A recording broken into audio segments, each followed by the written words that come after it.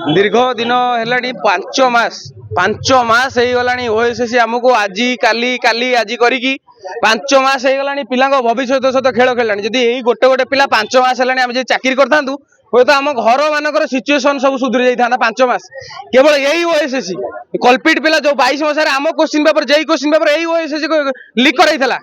leak कला परे जो पिला धरा पड़ते से कोर्ट रू निर्देश होता एग्जाम रे बसाइबनी यही ओएसएससी से पैसा खाई से क्वेश्चन पुणी एग्जाम रे बसईला आज एमान आम 5 मास सफर हो कोर्ट रे केस लड़ाई आमको कहते तमें वकिल दियो आम कौन वकिल आणबू भाई आम कौन पैसा कलेक्शन कर वकिल दबू तमें कौन ये बस तेणु बार बार 5 मास है गोटी गोटी पिला ये सफर होती आज जदि रिजल्ट न आसे राजरास्त लड़ाई हम जे पर्यंत रिजल्ट न आसी से पर्यंत आम ओएसएससी सामने बसबू सका दीर्घ 10टा टाइम रू ए पर्यंत 5टा हो गला सिंगल जड़े किए कथा होना जमी आम माओवादी सन्त्रासवादी नेक्स्ट शुभश्री ये हवाई जाऊँगी जदि ओएसएससी आम कथा न शुणे कहीं शुणुनी